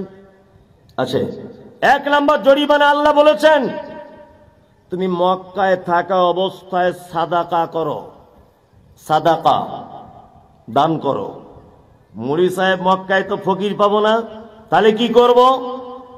আল্লাহ রাসূল সাল্লাল্লাহু আলাইহি ওয়াসাল্লাম বলেছেন, এবং আল্লাহ এ প্রসঙ্গে কোরআনে বলেছেন, তুমি মক্কায় থাকা অবস্থাতে রোজা রাখো 3টা, আর বাড়িতে ফেরত আসার পরে রোজা রাখো 7টা। তোমার এই ভুলের কাফারা 2টি জিনিস দিয়ে, 1 সাদাকা, আর 2 10টা কি সিয়াম বা রোজা, তাই তো? এই 2টো জরিমানা হয়ে গেল। এবার একটা কথা বলি, আমরা অনেক ভুল করি। অনেক সময় আমাদের পাড়া গ্রামের অনেক পুরুষ মানুষ জানে না, ওর বউ দাঁড়িয়ে আছে আর ও দাঁড়িয়ে আছে দুজনা, ওর বউয়ের হাতটা ধরে বলছে, নাসিমা তোমার হাতটা না অনেকটা আমার মায়ের মতো দেখতে। ও তো বোঝে না, ও মাথা মোটা, ও তো কিছু বোঝে না। আচ্ছা বলছে, নাসিমা তুমি যখন হাসো ঠিক আমার মায়ের কথা মনে পড়ে যায়, আমার মা তো মারা গেছে, আমার মা ঠিক এরকম করে হাসতো। আচ্ছা শামীমের মা, তুমি যখন কথা বলো না তোমার এই জায়গাটা টোল পড়ে, আমার মায়েরও পড়তো। আচ্ছা কোন লোক যদি তার স্ত্রীর কোনো অঙ্গ প্রত্যঙ্গ তার মায়ের সাথে তুলনা করে, তাহলে এটা পাপ কি পাপ নয়? পাপ। শুধু পাপ নয়, এটা কত পাওয়ারফুল পাপ, এই জরিমানা শুনলে আপনি অবাক হয়ে যাবেন। এই পাপটা যদি দাড়ি পাল্লাতে তোলা হয়, পাল্লার দড়ি ছিঁড়ে যাবে। আরবিতে বলা হয় এর নাম জেহার। পবিত্র আল কোরআনে আল্লাহ তাআলা একটা সূরা পর্যন্ত অবতীর্ণ করে দিয়েছেন এই পাপের ব্যাপারে। সূরাটার নাম সূরা মুজাদালা। পবিত্র আল কোরআনের হাফেজ সাহেব এখানে অনেক রয়েছে, সবগুলো আমার মাদ্রাসার শিক্ষক, সব শিক্ষকদেরকে নিয়ে এসেছি আমাদের মাদ্রাসায়। এখানে অনেক হাফেজ সাহেবরা আছে। হাফেজ সাহেবরা জানে যে পবিত্র আল কোরআনের একটা মাত্র সূরা আছে, এটা জেনে যান, যে সূরাটার প্রত্যেক আয়াতে আল্লাহর কোন না কোন একটা নাম আছে। এই সূরাটা হচ্ছে সূরা মুজাদালা। কি বললাম বুঝলেন? আল্লাহর যে কোন একটা নাম প্রত্যেক আয়াতে আছেই আছে। রহমান আছে, রাহিম আছে, কুদ্দুস আছে, জব্বার আছে, আল্লাহ আছে, রব আছে, কিছু না কিছু একটা আছেই। এই সূরাটার এটা একটা বৈশিষ্ট্য। তাহলে বইয়ের কোন অঙ্গ প্রত্যঙ্গ মায়ের সাথে তুলনা করলে জরিমানা নাম্বার 1। আল্লাহ তাআলা বলেছেন, ফাতাহরিরু রাকাবাতিন মিন ক্বাবলি আন ইয়াতামাসসা, তোমার নিজের টাকা দিয়ে একটা গোলাম কিনে আজাদ করে, মিন ক্বাবলি আন ইয়াতামাসসা, তবে তুমি তোমার বইয়ের গায়ে হাত দিতে পাবে, তার আগে পাবে না। জরিমানা নাম্বার 1। যদি বলছেন মৌলভী সাহেব আমার তো গোলাম আজাদ করার ক্ষমতা নেই, তাহলে আমি কি করব? আল্লাহ দ্বিতীয় জরিমানার অপশন দিয়েছেন, ফাইলাম ইয়াজিদ ফাসিয়ামু শাহরাইন মুতাতাবিআইন, পরস্পর 60টা রোজা রাখতে হবে। কটা? 60টা।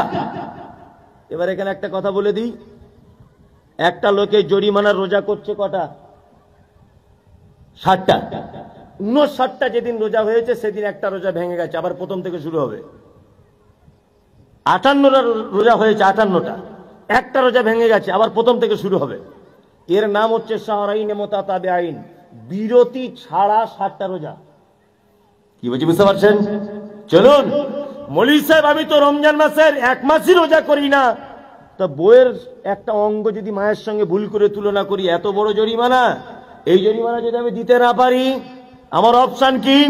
আল্লাহ তাআলা বলেছেন, ফাইলাম ইয়াস্তাতি ফাইতামু সিত্তিনা মিসকিন, তাহলে তুমি এক কাজ করো, 60 জন মিসকিনকে খেতে দিতে হবে তোমার। তারপরে তুমি তোমার বইয়ের তোমার স্ত্রী গায়ে হাত দিতে পাবে, তার আগে কে পাবে না। তাহলে আমি আপনাদেরকে তিনটে ভুল দেখালাম, তিনটে অপরাধ দেখালাম। এই তিনটে অপরাধের জরিমানা কি দিয়ে হলো? দুটো জিনিস দিয়ে। এক, নফল সিয়াম। দুই, নফল সাদাকা।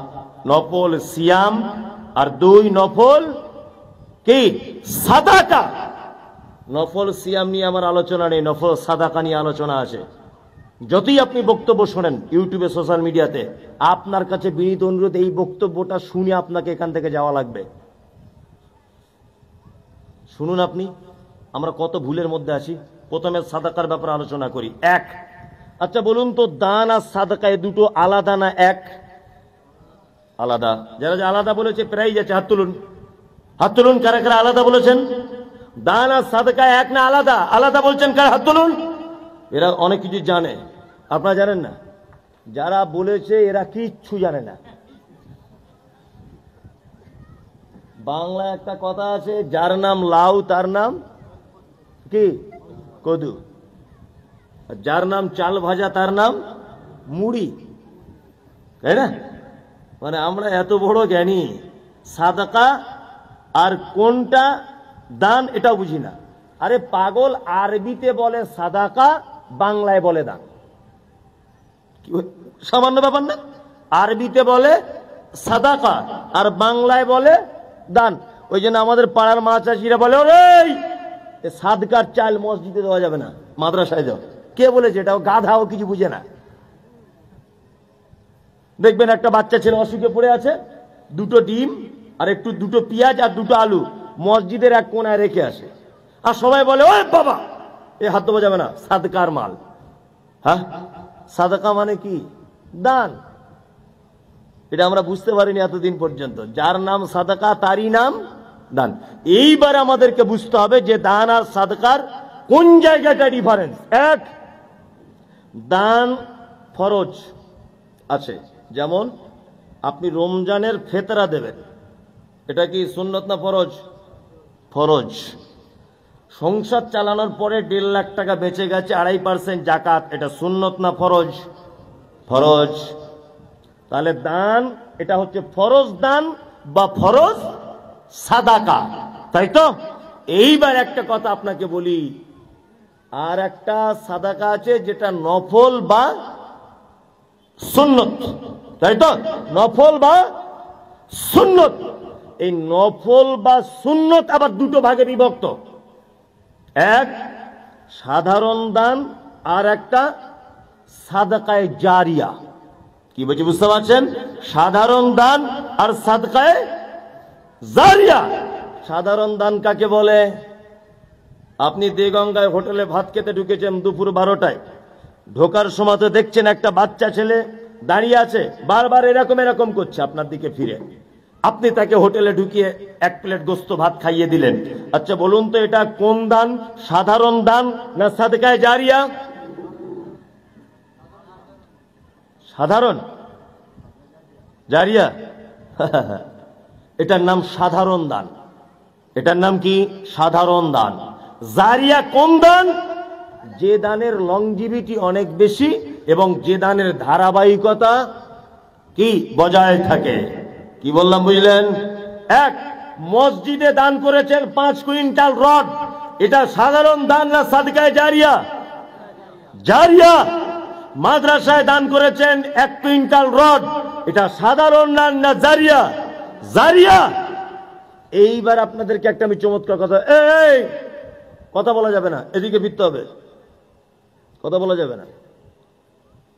আমি তো দিলীপ ঘোষের বিয়ের কথা বলিনি, বলেছি যে ও 61 বছর বয়সে বিয়ে করেছে, কতজন বরযাত্রী, এসব বলছি। আমি হাদিস কুরআন বলছি, আপনি কথা বলতে পারবেন না, খুব মনোযোগ দিয়ে শোনার চেষ্টা করবেন। এক, জারিয়া। মসজিদে দিলেও জারিয়া, মাদ্রাসায় দিলেও কি জারিয়া? জারিয়া না? জারিয়া। একটা ছেলের পাতলা পায়খানা হচ্ছে, খুব খুব মানে 12-14 বার হয়ে গেছে, তো ও আর পায়খানা ঘরের দরজা খোলার টাইম পাচ্ছে না। তোর মা ওকে বলে দিয়েছে, তুই বাড়ির দরজার পাশেই বস, মাটিই বস, বারবার দরজা খোলাপড়া করবি? তা ও মোটামুটি বসেছে লুঙ্গিটা খুলে, বাচ্চা ছেলে তো, মানে ও যখন পাছা বার করে বসেছে তলায় একটা সাপ ছিল, বিষাক্ত সাপ। ও অত বুঝতে পারেনি, মাঠে বসেছে, বিষাক্ত সাপ এখন ওর পাছায় কামড়ে দিয়েছে। আমি ডাক্তার, মমতাজুল ইসলাম, আমি ডাক্তার। ওর মা কাঁদতে কাঁদতে আমার কাছে এসেছে, হুজুর আমার ছেলেকে বাঁচান, আপনি ডাক্তার। আমার ছেলে 12 বার পাতলা পায়খানা হয়েছে, আবার পায়খানা করতে গিয়ে বিষধর সাপে কামড়ে নিয়েছে। আচ্ছা বলুন তো, আমি যদি অরিজিনাল ডাক্তার হই তাহলে কোন চিকিৎসার ঔষধটা আগে দেবো? পাতলা পায়খানার ওষুধ আগে দেবো না সাপে কামড়ানোরটা? সাপে কামড়ানোরটা। আরে পাতলা পায়খানা আরো 4 বার হলে বেঁচে থাকবে, কিন্তু সাপে কামড়ে দেরি করলে বিষ মাথা উঠে মারা যাবে, মারা যাবে। তার মানে আমাদেরকে বুঝতে হবে যে কোন চিকিৎসাটা আগে করা দরকার, তাই না? কোন জায়গার উপকার কতটা বেশি এটা আমাদের জানা লাগবে কি লাগবে না? লাগবে। মসজিদে দান করলেও সাদকায়ে জারিয়া, মাদ্রাসায় দান করলেও সাদকায়ে জারিয়া। কোনটার উপকার বেশি আর কোনটার উপকার কম এটা আমাদের জানা লাগবে কি লাগবে না? লাগবে, লাগবে। চলুন এবার আপনাকে বলে দিই, মসজিদে আপনি 2 কুইন্টাল রড দান করেছিলেন, ভালো করে বুঝবেন। আমাদের ফলদিতে একটা বড় মসজিদ ছিল, পুরাতন মসজিদ। ওই মসজিদটা আবার ভেঙে, আবার এই 7-8 বছর হবে নাকি, 10-12 বছর হবে, ভেঙে আবার নতুন করে করা হয়েছে। ফলদির লোক এখানে অনেক আছে জানে। তাহলে আগের যে পুরাতন মসজিদটা ঢালাইয়ের সময় রড দান করেছিল, রড দান করেছিল কে? না মাওলানা আবুল হোসেনের বাপ, ধরে নেন। এখন সাদকায়ে জারিয়া, মসজিদটা 100 বছর পরে ভাঙা হয়েছে, তা এই পুরাতন রড দিয়ে আবার নতুন মসজিদের ঢালাই হবে না এই রড ভাঙড়ির দোকানে বিক্রি হয়ে যাবে? কোনটা? ভাঙড়ির দোকানে বিক্রি হয়ে যাবে। তাহলে মসজিদে রড দান করলে নেকির লংজিভিটি 100 বছর ধরে নেন, বা 150 বছর, তাই তো? 150 বছর পরে আপনাদের গাঙ্গিয়া মসজিদটা ভাঙা হবে কি হবে না? ভেঙে আবার নতুন করে হবে। তাহলে এই মসজিদে যে রড দান করেছে তার নেকি 150 বছর পর শেষ, আর থাকবে না। এইবার একটা কথা বলি, গাঙ্গিয়া মাদ্রাসা করার সময় আপনি 10 বস্তা সিমেন্ট দিয়েছিলেন, 10 বস্তা, 10 বস্তা সিমেন্ট দিয়ে ছাদ ঢালাই হয়েছিল। এই ছাদের তলাতে 4 জন ছেলে কোরআনের হাফেজ হয়েছে। এই 4 জন, আরো 4 জন কোন মাদ্রাসায় শিক্ষকতা করে 4 জনকে হাফেজ করবে, তারা 4 জন আরো 4 জনকে করবে। এইভাবে কোরআনের শিক্ষা কিয়ামত পর্যন্ত চলবে কি চলবে না? চলবে কি চলবে না? চলবে। তার মানে যে ছেলেটা আপনার এই 4 বস্তা সিমেন্টের তলায় হাফেজ হয়েছে, কিয়ামতের আগের দিন পর্যন্ত আপনার অ্যাকাউন্টে নেকি জমা হতেই থাকবে, হতেই থাকবে, হতেই থাকবে। এইটার নাম হচ্ছে সাদকায়ে জারিয়া। উপকার বেশি কোন জায়গায়? কোন জায়গায়? মাদ্রাসায়। মসজিদে দান করেছেন 4টে এসি, মসজিদে লাগিয়েছেন মার্বেল পাথর, মসজিদে লাগিয়েছেন মারাত্মক শ্বেত পাথর, মসজিদে দান করেছেন 10 কুইন্টাল সিমেন্ট, মসজিদে দান করেছেন 10 বস্তা সিমেন্ট। মসজিদে সিমেন্ট, এসি, পাথরের নেকি 100 বছর পর্যন্ত থাকতে পারে। কিন্তু মাদ্রাসায় যদি আপনি 10 টাকা দান করেন আর আপনার ওই টাকা খেয়ে যদি একটা ছেলে হাফেজ হয়েই যদি যায়, কিয়ামত পর্যন্ত আপনার অ্যাকাউন্টে নেকি থাকতেই থাকবে, যেতেই থাকবে, যেতেই থাকবে। কি বলছি বুঝতে পারছেন? তাহলে বলুন তো, মাদ্রাসায় দান করা জরুরি বেশি না মসজিদে? কোথায়? মাদ্রাসায়। কিন্তু আমরা ওসব কোনো ব্যাপার নেই। আমি অবাক হই যে মাদ্রাসার বড় বড় সব আদায়, মানে শিক্ষকরা আপনাদের দরজায় যাচ্ছে চাঁদা আদায় করতে। আসে না? গাঙ্গিয়াতে আসে? আসে। আপনি কোনোদিন স্বতঃস্ফূর্তভাবে নিজে ইচ্ছায়, এই গাঙ্গিয়া গ্রামের কোন চাষি মানুষ আছেন যে আমার জমিতে ভালো পটল হয়েছিল, আমি প্রথম পটলটা তুলে 10 কেজি মাদ্রাসায় দিয়ে গেছি? এরকম লোক কেউ আছেন এখানে? একজন হাত তুলুন তো। কেউ আছেন গাঙ্গিয়ার গ্রামের? আছেন তো গাঙ্গিয়া গ্রামের? আপনি? হ্যাঁ, শেষ। মানে উনি একাই চাষ করেন গ্রামে, আর কেউ চাষি নেই তো? সবাই চাষ করে, তাই না? অত সহজ নয়, অত সহজ নয়।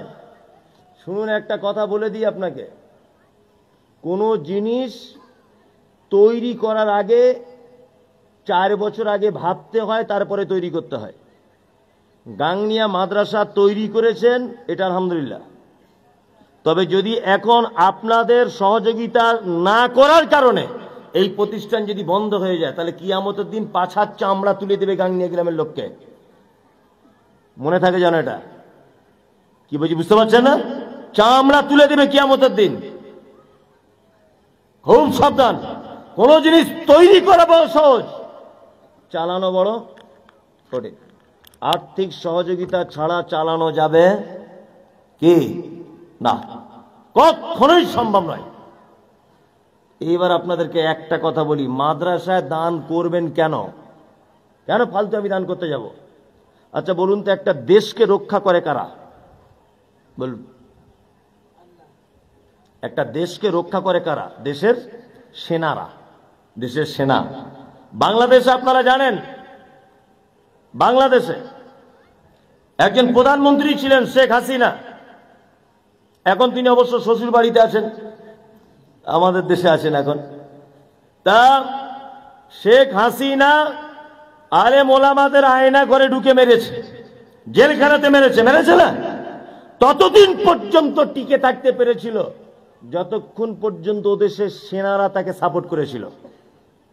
সেনারা যখন হাত তুলে দিয়েছে আমরা আর পারছি না, তখন তাড়াতাড়ি করে হেলিকপ্টারে করে নরেন্দ্র মোদীর বাড়িতে এসে আশ্রয় গ্রহণ করেছে। তার মানে বুঝতে পারা যায় সেনার ক্ষমতা সব থেকে বড় ক্ষমতা, সুপার পাওয়ার। আপনারা জানেন ইসরায়েল বলে ছোট্ট একটা দেশ আছে, ইসরায়েল। এই দেশটাতে 1 কোটি মানুষ বসবাস করে না। কত মানুষ? 84 লক্ষ মানুষ বসবাস করে মাত্র। কত? 84 লক্ষ, 1 কোটিও নয়। এই 84 লক্ষ মানুষের ভয়ে সারা পৃথিবী কাঁপছে। ফিলিস্তিনের শিশুদের কান্না আজও আমাদের অন্তর গলিয়ে দেয়। রমজান মাসে ইফতার করা অবস্থায় প্লেট নিয়ে, ইফতারের প্লেট নিয়ে তারা ছুটছে, বোম মারছে, হামলা করছে। কে? ইসরায়েল।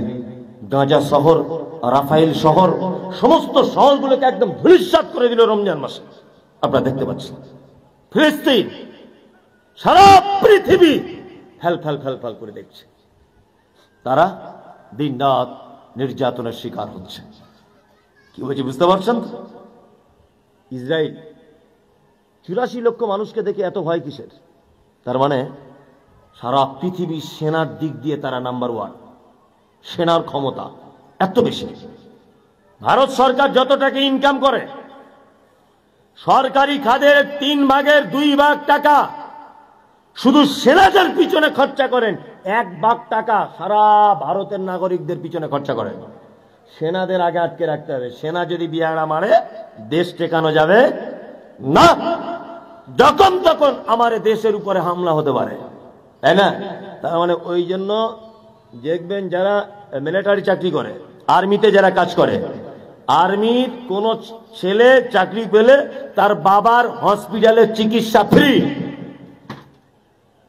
তার আব্বা মা বেড়াতে গেলে ট্রেনের প্লেনের টিকিট ফ্রি, এত সাবসিডি। কারণ তোমার যোগ্য ছেলে আমার দেশ বাঁচাবার জন্য প্রাণ দিতে পর্যন্ত প্রস্তুত হয়ে বসে আছে। আচ্ছা বলুন তো, ইসলাম এটা একটা দেশ ধরে নেন, ইসলামটাকে এখন বাঁচাতে হবে, তাই তো? আচ্ছা ইসলামটাকে বাঁচাতে গেলে এর সেনা কারা? কারা? আলেম ওলামারা। আলেম ওলামারা হচ্ছে সেনা, তাই না? আর এই সেনা তৈরি হয় কোন কারখানাতে? মাদ্রাসায়। ওই জন্য বলে দিচ্ছি, শুনে রেখে দেন, আপনার মূল্যবান সম্পদ এই ইসলামের সেনা তৈরি করার জন্য যদি আপনি খরচা না করেন, কিয়ামতের দিনে আপনাকে আসামির কাঠগড়াতে দাঁড় করানো হবে।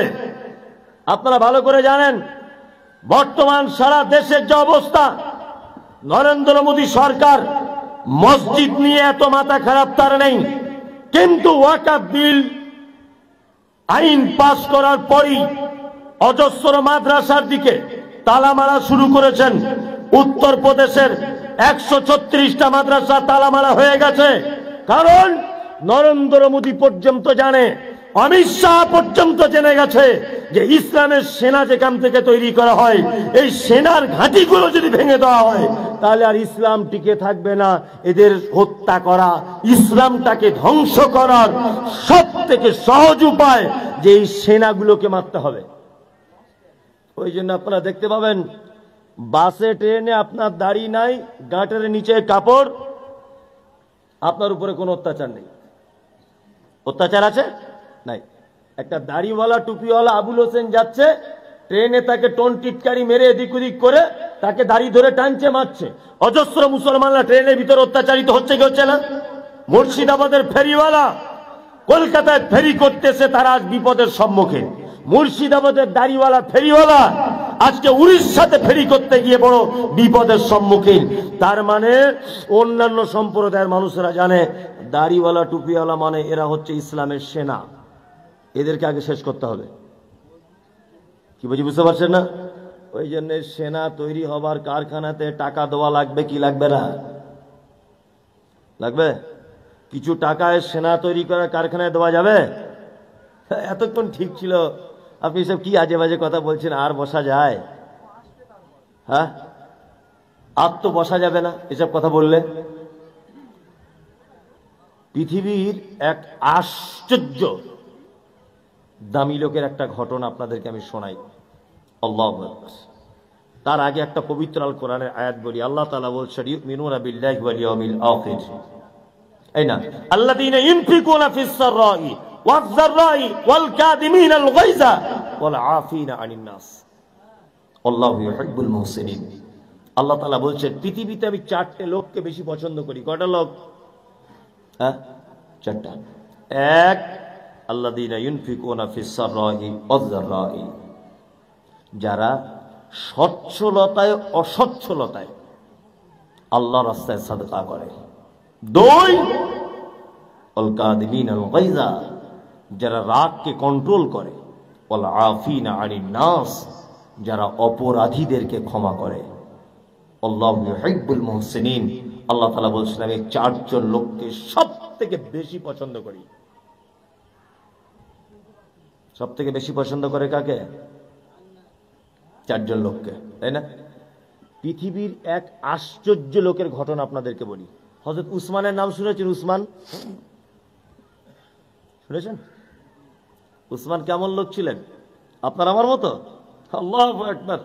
কেমন লোক ছিল শুধু একটা ছোট্ট হাদিসের ঘটনা আপনাকে আমি বলি, 2 মিনিট, তারপর আমি মূল স্রোতে চলে আসছি। ছেড়ে দেবো তো? বুঝতে পেরেছি, মূল স্রোতে আসছে আমি 2 মিনিট। এক, উসমান কেমন লোক ছিলেন শুধু এটা বলছি। আল্লাহ রসুল আছেন, আম্মাজান আয়েশা বাড়িতে আছেন। আম্মাজান আয়েশার উরুতে, মানে এই জায়গাটা মাথা দিয়ে আল্লাহ রসুল টেক লাগিয়ে আছেন, নয় তিনি হেলান দিয়ে শুয়ে আছেন, দুটোর একটা, এরকম উরুতে মাথা দিয়ে। কার? নিজের স্ত্রীর উরুতে মাথা দিয়ে আছেন। কে? আল্লাহ রসুল। গল্প করছেন স্বামী স্ত্রী।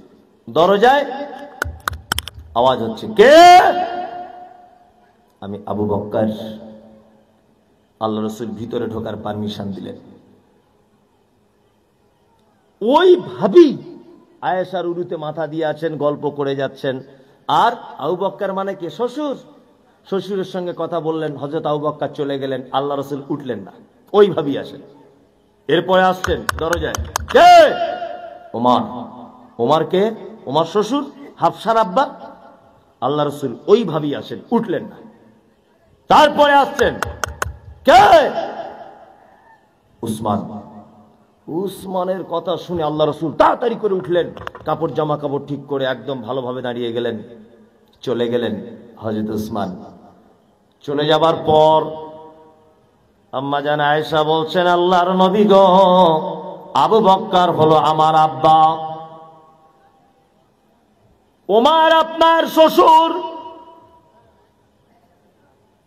আবু বকরকে দেখে আপনি উঠে একবারও দাঁড়ালেন না, ওমরকে দেখে উঠে দাঁড়ালেন না, কিন্তু আপনি উসমানকে দেখে কেন উঠে দাঁড়ালেন বলুন? বিশ্বনবী বলছেন, আয়েশা রে, উসমানকে দেখে কেন আমি দাঁড়াবো না? আসমানের ফেরেশতারা যাকে দেখে সম্মান জানাই, আমি নবী কি তাকে দেখে একবার সম্মান করতে পারি না? এর নাম হযরত উসমান। এর নাম কি? হযরত উসমান। লোকটা কেমন দেখুন, সুবহানাল্লাহ। আল্লাহ রাসূল সাল্লাল্লাহু আলাইহি ওয়াসাল্লাম জান্নাতের সার্টিফিকেট দিয়েছেন হযরত উসমানকে। হ্যাঁ, আশারে মুবাশশিরাদের ভিতরে তিনি একজন, হযরত উসমান। আচ্ছা, উসমানের পাশে আর একটা শব্দ ব্যবহার করা হয়, লাকাব কি বলুন তো? উসমান গানি। তাবুকের যুদ্ধে আল্লাহ রাসূল সাল্লাল্লাহু আলাইহি ওয়াসাল্লাম ডাক দিলেন, হযরত উসমান সর্বপ্রথম এলেন, কাপড়ের ভিতরে করে পয়সা আনলেন, সোনার দিনার, দিনার মানে স্বর্ণের কয়েন, সর্বপ্রথম আনলেন 1000 দিনার আল্লাহ রসুলকে দিয়ে, বলছে আল্লাহ রসুল এই নেন, এইটা আপনি খরচা করবেন, যেটা ওজন করলে 4 কেজি 446 গ্রাম স্বর্ণ। প্রথম এনেছিলেন কে? হযরতে উসমান। তারপরে তো আবার যুদ্ধের মুসলিম সেনাদের দায়িত্ব নিয়েছিলেন, ওটা আলাদা বিষয়। শুধু এই অবদান নয়, মুসলমানরা যখন ইমানদারেরা মক্কা ত্যাগ করে মদিনায় এসেছে, মদিনায় আসার পর মুসলিমরা বড় বিপদে, পানি নাই, ওযু করতে পারছে না, মুহাজির আনসার কেউ খেতে পাচ্ছে না পানি। আল্লাহ রসুলের কাছে খোঁজ এলো, একটা ইহুদির একটা কূপ আছে, ইহুদির। হযরত উসমানকে বলা হলো ইহুদির অমুক জায়গায় কূপ। হযরত উসমান আস্তে আস্তে করে গেলেন, ইহুদিটিকে বলছেন আপনার এই পানির কূপটা বিক্রি করবেন? না। তুমি কে? আমি উসমান। কে তুমি? উসমান। আরে তোমরা তো মুহাজির, হিজরত করে এসেছো মক্কা থেকে, তোমাদের টাকা আছে, তুমি কূপ কিনবে পানির? হযরত উসমান বলছেন তাহলে অর্ধেক বিক্রি করুন, একদিন আপনি পানি বিক্রি করবেন আর একদিন আমাদের লোক পানি নেবে। লোকটা তখন মনে মনে ভাবছে তা করা যায়, এটা তো ভালো ব্যবসা, অর্ধেক বিক্রি করে দিয়েছে। হযরত উসমান তো জ্ঞানী মানুষ, হযরত উসমান এবার অর্ধেক কেনার পরে বলছে আমার পানি এবার আজ থেকে সব লোক ফ্রি বহন করবে, ফ্রিতে। এ তখন ভাবছে আমি লিটারে বিক্রি করতাম, এটা পুঁজি আমার শেষ, তাহলে বরঞ্চ এটা রেখে আর লাভ নেই। হযরত উসমানকে বলছে এক কাজ করো, এইটাও কিনে নিবে নাকি? হযরত উসমান বলছে তা কত টাকা বলো? তখন বলছে আমার 16,000 দিরহাম লাগবে, 35,000 দিরহাম লাগবে, দাম 35 টাকা। চাইছে কত? 35,000 দিরহাম। আল্লাহু আকবার, 35,000। হযরত উসমান টাকা বার করে নিয়ে বলছে এই নাও তোমার 35,000 দিরহাম, চলো। হযরত উসমান এলেন। হযরত উসমান আসার পর আল্লাহ রসুলকে বলছেন, আল্লাহ রসুল আমি কূপ ক্রয় করেছি, আজ থেকে ইমানদারদের কোনো অসুবিধা নাই, কোনো অসুবিধা নাই, ইমানদারদের কোনো সমস্যা নেই। আমি এই কূপ কিনে আজকে দান করে দিয়ে গেলাম। আল্লাহ রসুল আপনার কাছে বলে গেলাম, কিয়ামত পর্যন্ত যদি পৃথিবীতে আমি থাকি আর না থেকে এই কূপের পানি যদি বহমান থাকে, কিয়ামত পর্যন্ত ইমানদার মানুষেরা গৃহপালিত পশু, গাছপালা, চাষাবাদ সমস্ত কিছু আমার কূপের পানি আমি আল্লাহর রাস্তায় ওয়াকফ করে দিলাম। আল্লাহু আকবার। হযরত উসমান, সৌদি আরবের কেউ আসেন এখানে? আরবে থাকে, এই গ্রামের কেউ আসে? আরবে থাকে। হযরত উসমানের নামে আজও পর্যন্ত সৌদিতে অ্যাকাউন্ট আছে ব্যাংকে। ১,৫০০ বছর আগে মারা গেছেন কে? হযরত উসমান। আজও পর্যন্ত অ্যাকাউন্ট আছে। আল্লাহু আকবার। এই কূপের পানির যে বিক্রি হয়, বা গাছ লাগানো আছে, খেজুরের গাছ, আমি নিজেকে দেখে এসেছি, 600 খেজুরের গাছ লাগানো আছে। ওই কূপ থেকে পানি খেজুর গাছের গোড়াতে দেওয়া হয়। ওই খেজুরের যা ইনকাম হয়, সমস্ত ইনকাম হযরত উসমানের অ্যাকাউন্টে জমা পড়ে। আপনারা জানেন, মসজিদে নববীর 332 নম্বর গেটের সামনে একটি 5 তলা বিল্ডিং নতুন করে হয়েছে, তার নাম হচ্ছে উসমান ইবনে আফফান রাদিয়াল্লাহু তাআলা আনহু। এই বিল্ডিং এর যত ইনকাম, খেজুর গাছের যত ইনকাম, 1,500 বছর আগেকার সাদকা। আজ পর্যন্ত আপনারা জানেন যে সারা বাংলাতে যত এতিমখানা মাদ্রাসা আছে, এই এতিমদের ফর্মগুলো যদি যোগাযোগ করে জমা দেওয়া যায়, তাহলে প্রত্যেক বছরে 10,000 করে মাথা পিছু বা 5,000 করে 2,000 করে টাকা পাওয়া যায় সৌদি আরব থেকে, যদি যোগাযোগ কারো থাকে কোনো মাদ্রাসার। কি বলছি বুঝতে পারছেন? এই যে এতিমদের নামে টাকাগুলো আসে, এই টাকাগুলো হযরত উসমান ইবনে আফফান রাদিয়াল্লাহু তাআলা আনহুর ফান্ডের টাকা। এরকম সাদকা করার চিন্তা ভাবনা আছে? নাই। হ্যাঁ, ওই জন্য তো আগেকার মানুষ এটা বুঝতো। ওই জন্য সারা ভারতবর্ষ ওয়াকফের সম্পত্তি, দানের সম্পত্তি আছে কত বিঘা? 9,56,000 একর জমি ভারতবর্ষে। কত? 9,56,000 একর জমি ওয়াকফের সম্পত্তি ভারতবর্ষে। আর পশ্চিম বাংলাতে 80,548 একর জমি শুধু পশ্চিম বাংলাতে আছে। আগেকার মানুষ এগুলো বুঝতো, ওই জন্য তারা দান করেছিল। আপনারা জানেন 1972 সালে পশ্চিম বাংলায় ওই আপনার গঙ্গা নদীর তীরে একটা মানুষের জন্ম হয়েছিল, তার নাম হাজী মোহাম্মদ মহসিন। 1972 সালে 1 আগস্টে ওনার জন্ম। উনি ওনার বোনের সম্পত্তি, শ্বশুরের সম্পত্তি আর নিজের পৈতৃক সম্পত্তি সূত্রে যা কিছু পেয়েছিলেন, 1800 সালে 200 কোটি টাকা মোগল পিরিয়ডে মুসলিমদের জন্য তিনি অফ করেছিলেন। কি বলছি বুঝতে পারছেন না? কত? 200 কোটি টাকা 1800 সালে তিনি এটা করেছিলেন। আল্লাহু আকবার। তারপরে 1947, কি বললাম বুঝলেন না? তার মানে এই 200 কোটি টাকা যদি 5 বছরে যদি ডবল হয়, ব্যাংকের টাকা ক বছরে হয়? 5-7 বছরে ডবল হয়। তাহলে কত কোটি, কত লক্ষ কোটি টাকা হয়েছে হাজী মোহাম্মদ মহসিনের এই টাকা। আল্লাহু আকবার।